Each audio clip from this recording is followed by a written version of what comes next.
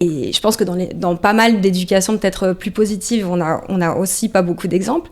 Mais on part de zéro, on ne sait pas trop comment le faire, on a peur d'utiliser les mauvais mots, on a peur de choquer notre enfant. Je pense que, comme on disait, c'est vraiment de se questionner d'où vient le malaise, les choses qu'on aurait voulu entendre, et de commencer avec des petites choses. Voilà, les termes pour les parties du corps. Si on est mal à l'aise de les dire, qu'on a l'impression que c'est des trucs adultes. Et tu disais très justement, en fait, le mot sexualité, quand on dit que les enfants ont une sexualité, on projette le mot sexualité avec nos concepts d'adultes.